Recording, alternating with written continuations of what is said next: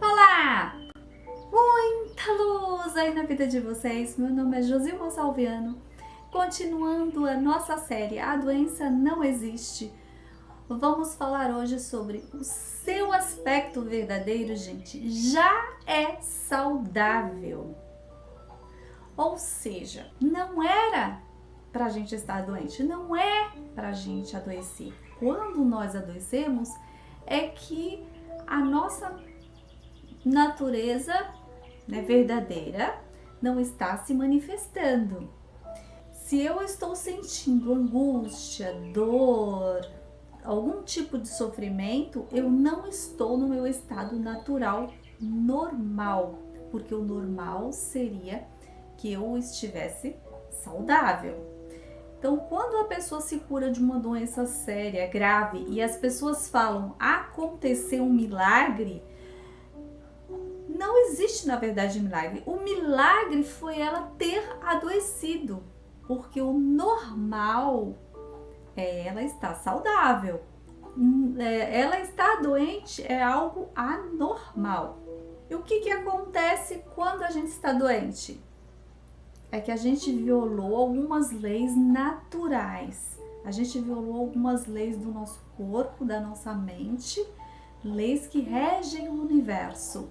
E aí se transformou em doença. Quando eu volto a esse estado normal, natural, o meu corpo também se reequilibra e volta ao estado normal, saudável, perfeito como era antes. A vida em si, gente, ela é para ser saudável. Quando Jesus veio, ele falou: eu vim para que todos tenham vida, que tenham vida em abundância. E o que é essa abundância? É abundância de saúde, abundância de alegria, abundância de prosperidade, abundância financeira. Então, não é para a gente ficar doente mentalmente, espiritualmente, financeiramente, porque a pobreza também é uma doença. É uma doença também espiritual. Quando eu acredito que eu tenho que ser pobre para entrar no reino dos céus, porque está escrito lá na Bíblia que entende-se equivocadamente, eu tenho uma mente pobre. Então, quando eu ponho na minha mente que eu tenho que sofrer para pagar os meus pecados, como algumas religiões pregam, eu também tenho uma mente pobre e doentia. Por quê? Eu estou acreditando que eu tenho que ser, pobre, miserável. Para poder seguir a Deus, eu tenho que estar doente para pagar todos os meus pecados, sendo que eu posso me redimir sem precisar sofrer. Porque o perdão não necessita necessariamente que você sofra. Ora, porque uma criança está na escola, uma criança pequenininha, ela errou a lição, o que a gente faz? A gente pede para ela pagar. Antigamente existia a tal da palmatória, né? Errou? A criança apanhava, mas hoje não existe mais isso. Então, é igual antigamente. Antigamente, segundo a Bíblia, né, os castigos eram mais severos. Só que hoje em dia a gente tem uma mentalidade mais evoluída, então a gente não precisa passar por isso. A gente pode transcender, inclusive, os karmas maléficos. Tudo que eu tiver que pagar, eu posso pagar com o bem, fazendo o bem em vez de sofrer. Então, se eu estou manifestando alguma doença do meu corpo, é porque eu estou em desequilíbrio com com a natureza, né, normal do meu corpo. Eu estou em desarmonia com o universo de alguma forma, e aí isso está se manifestando, né, no meu corpo. Eu estou em desarmonia com as outras pessoas e não estou vivendo de acordo com a minha natureza verdadeira, que é búdica, crística, intocável, impecável e imaculada. Quando eu passo a viver desta forma, eu não vou sentir dor, angústia, mágoa, sofrimento, porque eu sei que mesmo que eu erre, e a gente vai errar sempre, porque nós somos seres humanos, a gente está aqui aprendendo, aqui é uma escola. Então a gente sempre talvez a gente não cometa o mesmo erro, mas a gente vai cometer sempre um novo, né? Tem aqueles golpes, sabe, do WhatsApp, que clona o seu celular e tantos outros. Quando é descoberto aquele golpe, a gente não cai mais naquele, mas o bandido ele sempre inventa um outro pra gente cair. Então, digamos que a nossa mente seja uma espécie de bandido, ela está sempre procurando um meio da gente errar. E a nossa consciência procura um jeito da gente consertar o erro, mas não necessariamente precisa que a gente sofra. Quando eu me arrependo, quando eu tento transformar essa realidade, esse eu em aprendizado e transformá-lo em algo bom, então eu não tenho que pagar com dor, com sofrimento, com doença. Por exemplo, quando a minha filha adoeceu, que ela era muito bebezinha, ela foi internada aos 11 meses com pneumonia séria, grave nos 2 pulmões. Claro que eu era uma mãe marinheira de primeira viagem que não sabia cuidar assim exatamente de criança. Enquanto ela estava com 11 meses, eu estava grávida de 7 meses da segunda. Eu não podia mais amamentar porque eu estava grávida, então eu tirei ela do peito aos 6 meses. E eu dava mamadeira, ela não queria comer, então não come. Eu dava, sei lá, não vou dizer que eu era uma mãe exemplar, eu sei que eu fazia o meu melhor naquela época. Foi dolorido ouvir a médica dizer pra mim, que mãe responsável você é, só tem uma filha e não cuida. Quando ela descobriu que a menina estava com pneumonia nos 2 pulmões. Como se eu tivesse a maior culpa do mundo, né? Eu chorei, assim, levei a minha filha, né, para ser internada e as lágrimas escorrendo pelo elevador, né? A gente subindo no elevador e as lágrimas descendo, eu com ela no colo.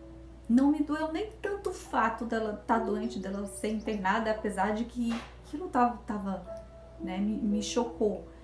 E pelo fato de eu estar grávida também, a mulher fica mais sensível. Mas pelo fato dela de me dizer, você só tem uma filha e você não cuidou.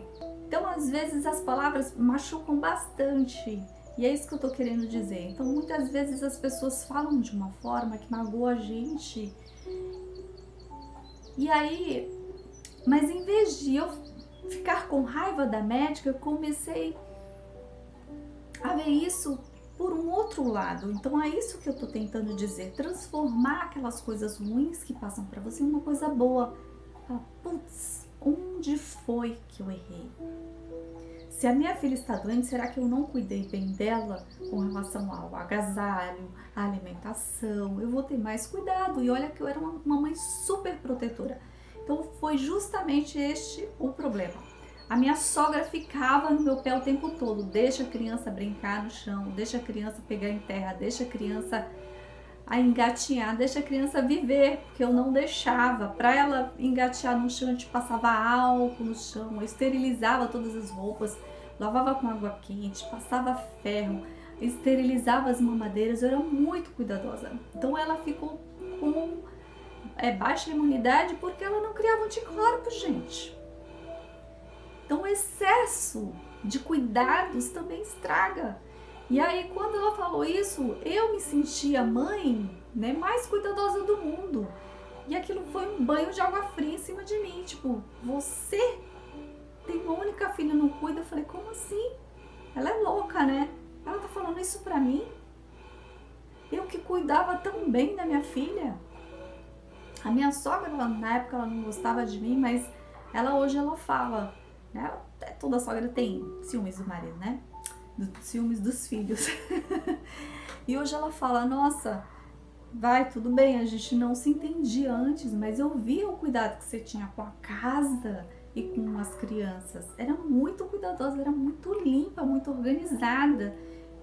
E hoje ela me falando isso, hoje que a gente senta para conversar normalmente, eu acho isso muito bom, muito legal. E ela me ensinava, olha, mas deixa a criança brincar, deixa ela, né, pegar em terra, ela vai criar imunidade. Mas eu não aceitava isso na época. E aí eu paguei o preço.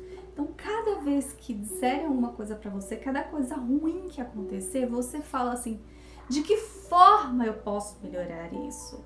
Então, eu não vou ficar me martirizando. Eu chorei, claro, na hora. Mas se eu ficasse chorando o tempo todo, aquilo lá ia me fazer mal, ia fazer mal pro outro bebê que eu carregava na barriga, a minha outra filha, ia fazer mal pra criança também. Embora eu chorei muito porque era sofrido ficar com uma criança no hospital com pneumonia, né, nos 2 pulmões, e depois de 12 dias os médicos falarem que ela tinha uma doença incurável. Porque ela passou 12 dias tomando vários tipos de medicamentos, de antibióticos, e nada a curou. E o que eu fiz? Tirei-a do hospital, assinei um termo de responsabilidade, porque ela poderia morrer, e cuidei dela em casa porque eu não aguentava mais o hospital, gente. Eu estava grávida, dormi numa cadeira com um barrigão enorme. E daí nós começamos vários tratamentos homeopáticos, vários tratamentos com chás. E finalmente a minha filha melhorou, tá? Dessa vez, pelo menos, ela melhorou. Mas depois ela teve várias vezes consecutivas a pneumonia. Que isso eu conto em outros vídeos, inclusive, né? Até 9 vezes ela teve. A minha mãe falava pra mim, se ela tiver a segunda, ela morre. Então, quando ela teve a segunda, eu falei, pronto, perdi minha filha. E não foi bem aí. Isso me deu uma experiência grande. Porque através dos chás, eu comecei a ver os que funcionavam e os que não funcionavam. Hoje eu dou dicas de chás, né, pra vocês, pra quem assiste os meus vídeos. Tem um livro que eu peguei do meu avô e depois eu curei ela com o limão.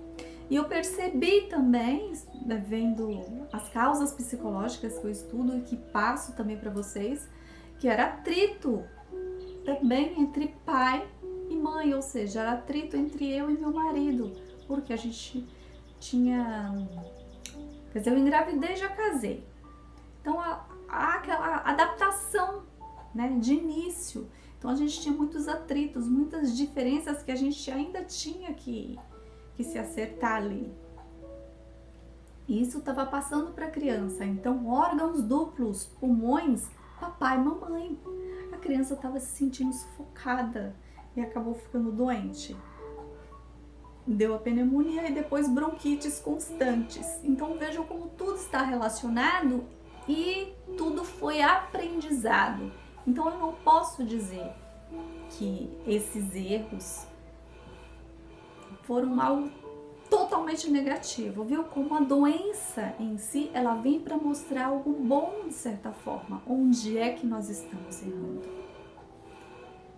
Então, neste caso, eu estava errando com a minha filha no excesso de cuidados e quando eu estava em desarmonia com meu marido, eu estava passando isso para minha filha também. E qual é o estado natural, né, de um casal? É estar em harmonia. Quando o casal está em harmonia, os filhos estão saudáveis. E se o casal está em harmonia, se a mãe também não é super protetora, tudo que a gente se apega demais, gente, é um tipo de doença. É uma doença psicológica. É apego. E tudo que é apego é pecado. Por que pecado? Porque faz você sofrer. É o sofrimento. Então eu me apegava demais, eu era fissurada em tudo limpo, tudo perfeito. Isso fez com que ela adoecesse. Isso fez com que a gente tivesse muitos atritos dentro de casa também, né? Meu marido sempre foi muito limpo, muito organizado também, mas ele achava que eu estava exagerando. E estava mesmo. Certo? Então observe se de repente você não está sofrendo porque você saiu do seu estado natural.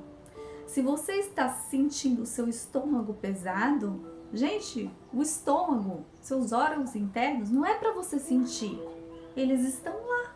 Não é para você sentir nada. Se ele está pesado, tem alguma coisa errada. Ele não está no seu estado natural.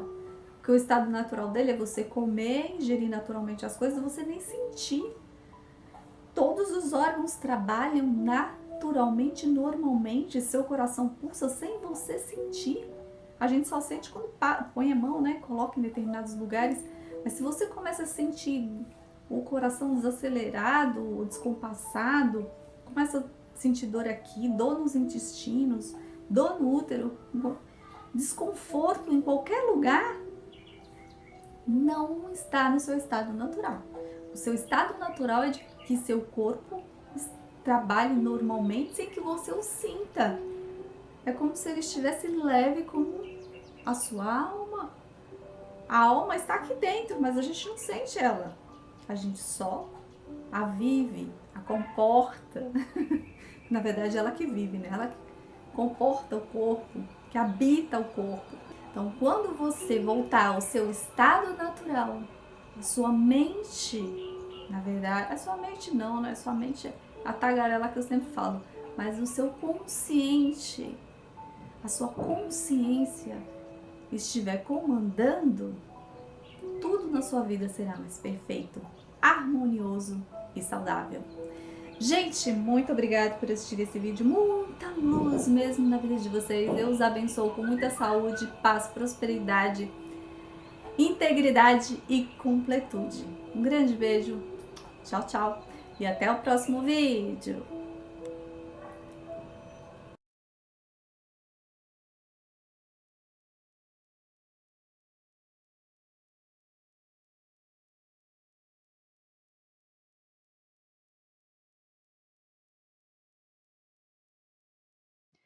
Este vídeo é oferecimento da Casa do Eletricista Guarujá, materiais elétricos e serviços. Temos também materiais para construção e materiais de limpeza.